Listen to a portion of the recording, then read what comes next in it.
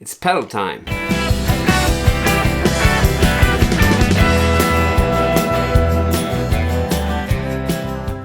Hey there and welcome back to the channel.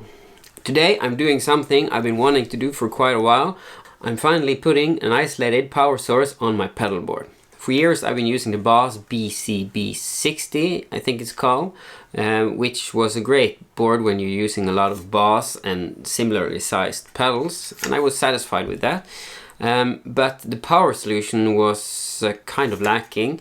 It's just a larger than normal 9-volt adapter, and then it's daisy chained within the pedal board itself to power up to 7 pedals, I think. And it worked alright, but since I like to use tube amps when I'm playing live, it was quite susceptible to interference. So I've been looking at isolated power solutions, and since I was getting a new power solution, I decided to try a new pedal board as well. And since I was so satisfied with the Pedaltrain Nano that I got a good while back ago, I decided to go for a bigger model this time. So I'm going for the Metro24 for Pedaltrain. And I'm doing this because I want the option to use different sized pedals like a wah-wah or maybe a volume pedal on the board. And also I like the whole, it comes in a nice carrying bag where you can put all your extra cables and stuff in the bag, which frees up space in my gig bag, because it's really important to me to be able to go from the car to the stage in one go, just my amp in one hand, the pedal board case in the other, and a gig bag on my back with my guitar.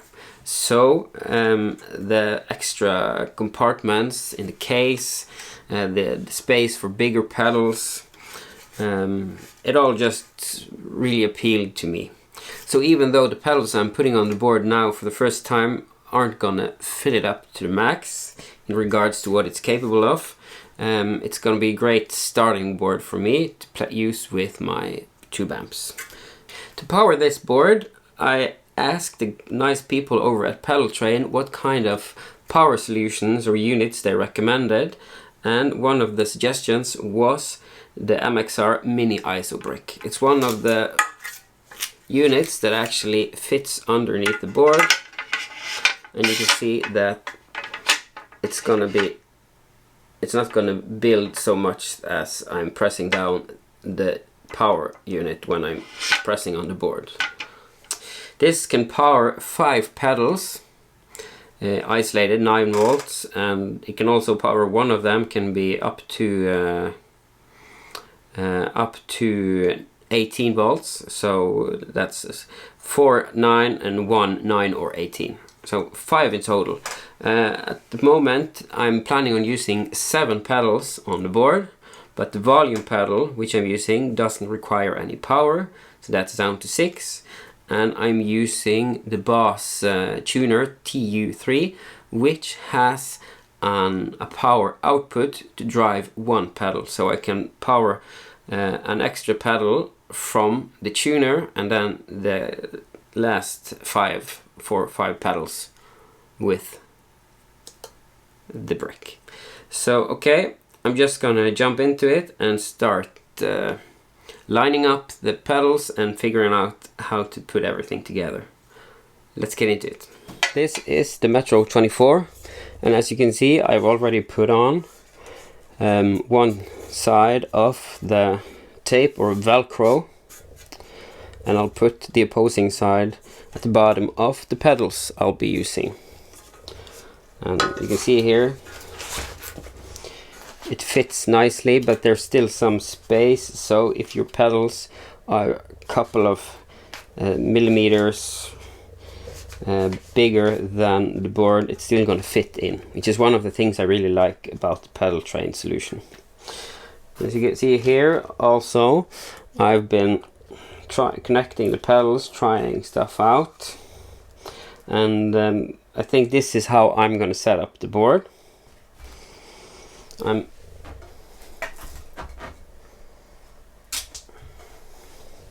I'll be starting with my trusty tuner, the Boss TU3, which I'm going to be placing here. at the beginning of the board. Next up is a compressor. This is the guitar edition of the EBS Multicomp. Popular compressor for bass players, but they made a guitar version some years ago, and this is that. It's got a tube sim, and it's got some multi-band compression, and it's got a normal compressor. I usually use the tube sim, and you can see here it can be powered by 9 or 12 volts. There's even a button for active, passive. So that's going to be my second pedal.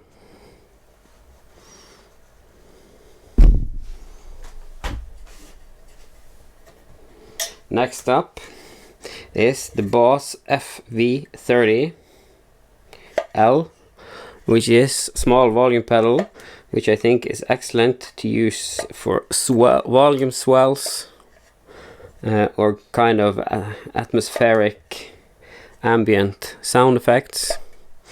Now most of the time I play country music or rock or blues, and I won't be using it that much, but every now and then I like to make these swells to kind of give a song kind of a pad vibe that I would otherwise need a keyboard player to make, but we don't have a keyboard player in the band at the moment, so I can kind of fill in, especially if we have two other people playing guitar. There's one fellow playing slide guitar and steel guitar, and the singer plays guitar as well. So every now and then I can focus on making these nice pad-like swells.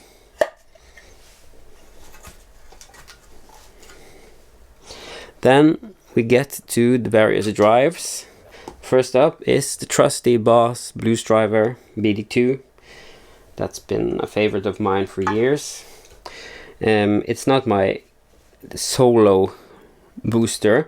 I use it more to just kind of fatten up the sound of my telly, and I think it sounds really good when I'm playing riffs or just kind of small licks that you want to fill out the sound but not take the kind of attention as a guitar solo would use. Next up is the OCD from Full Tone, American made. This is kind of a harder drive than the other pedals, and I'm using this for the couple of songs we play that require a really heavy tone. So then I'll kind of turn off the blues driver and use this either for screaming lead these guitar solos or just kind of really powerful power chords.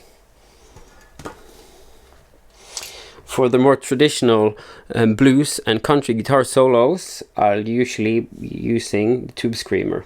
I only have the Mini at the moment.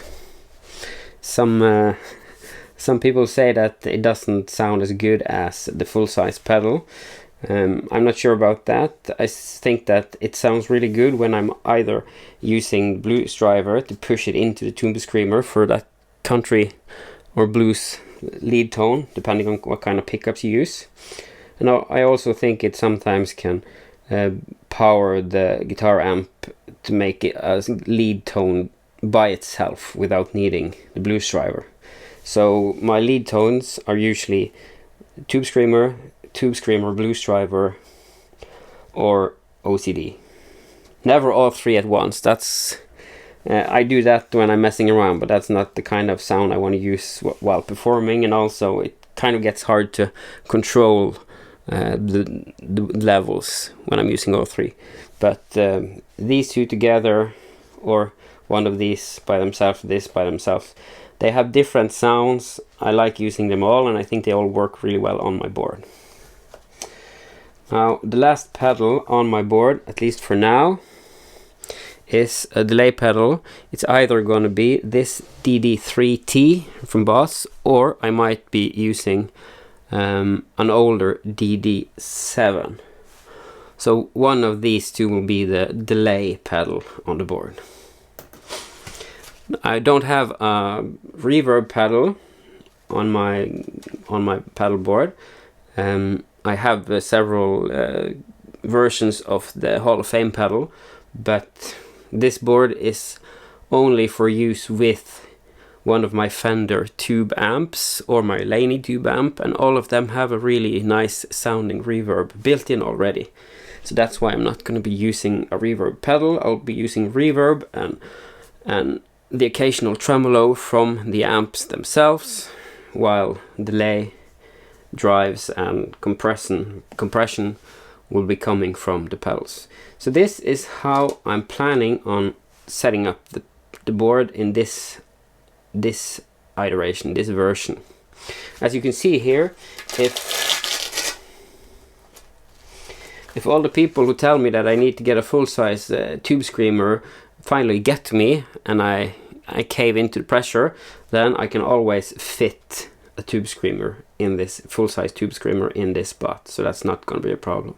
And also, if I get any kind of pedals that will be kind of always on, there are some pedals that are shaped more oval. I could get a small, like, mini version of kind of a chorus pedal or something like that. I could always just use them as well, put them here or so. So I think it's a cool board. It has room for larger pedals, like you see here, but it looks really good with just these regular sized ones as well. So that's how I'm going to do the board. And now let's look at the power. There are 6 power cables included in the pack, and as you can see, there's even one that's split. I actually didn't know that, so I'm not sure if that means that I can actually power 6 pedals, 2 pedals from one exit on the board. I'm assuming. I'll have to look that up. If so, it means that with the included power out from the TU3, there seems to be space for one more pedal, so that's cool. Maybe I should put my chorus or tremolo pedal on there. Nah, not sure. Whatever. It's good to know I have options. The first thing I want to check is how long they are, to see if I can put the mini ISO brick at the end of the board, so access to the power input will be easily available.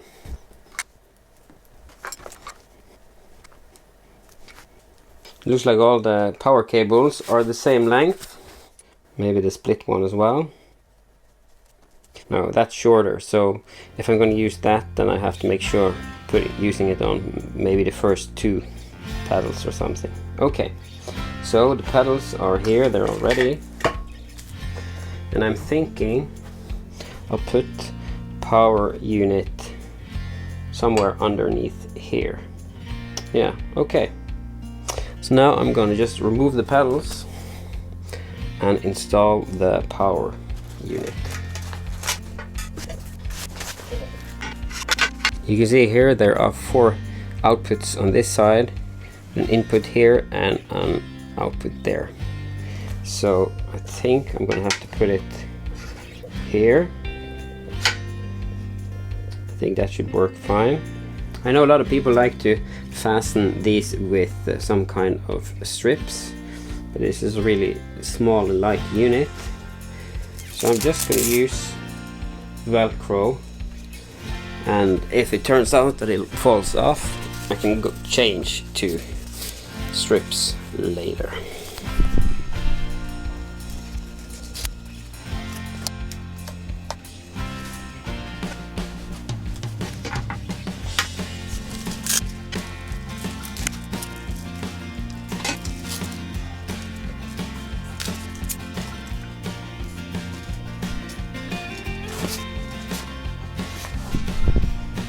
Okay, next I'm putting the tape or Velcro on the pedals. When doing that, I think it's important to make sure one last time that everything is where it's supposed to be.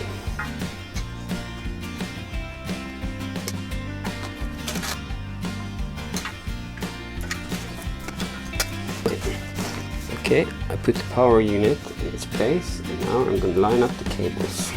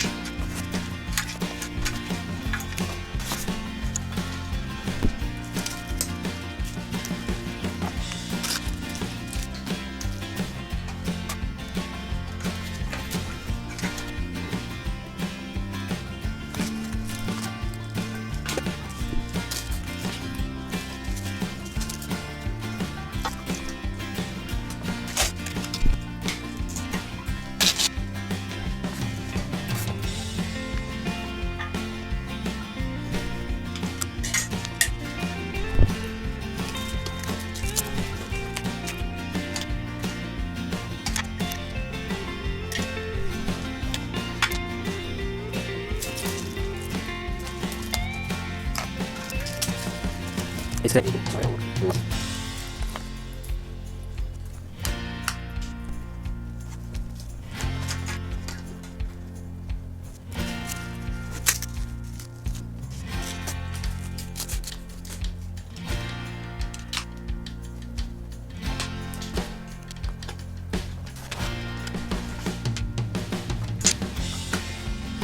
there you have it,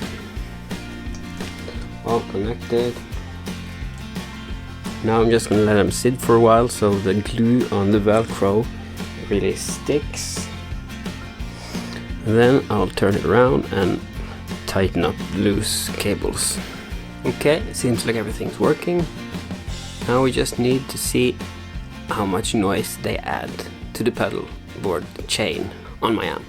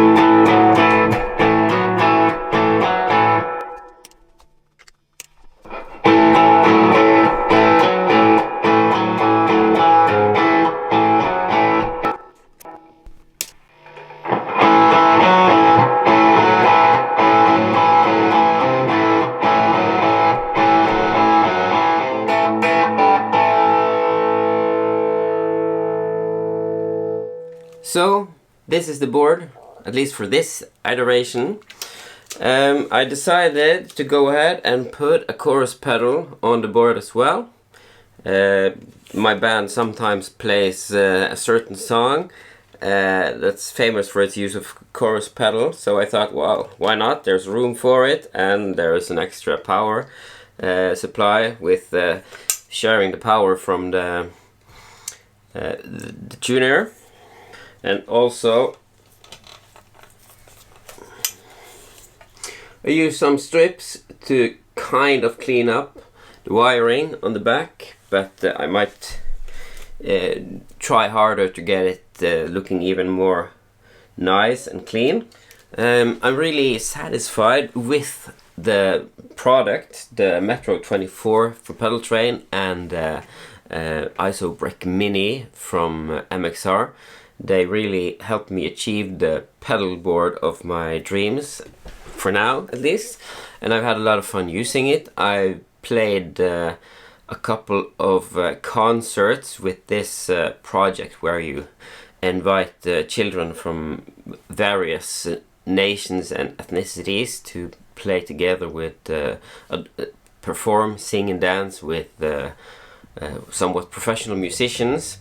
And so we played a nice festival last Saturday, and it was great fun, and all I had to bring was my guitar and the pedal board, and their backline was loaded up with Fender amps, so it worked really nice. In regards to noise, with the new power supply, the pedals make a lot less noise than before. I never use all three drives when I perform, so putting all three of them together, that's kind of just me messing around to see. And yes, there was some noise. That's partly because of the wiring in my home studio, and because I'm using a custom shop Telecaster, so it's a single coil pickup, but still it was really reduced a lot. I'm thinking maybe 70% less noise than with the old board, which was making really lots of noises when I was just having the amp switched on and having two of the pedals, drive pedals, working together, or just one drive pedal and the compressor could just add so much noise. So this was exactly what I was hoping for. It works really well, so I'm super satisfied with how the MXR Mini ISO Brick performs. So that was a great purchase. I recommend that power supply. And how I got the board together was great, so I'm really satisfied with the Metro24. It's my second board from Pedaltrain. I also have a Nano board, which is which I'm giving a new assignment from here on out.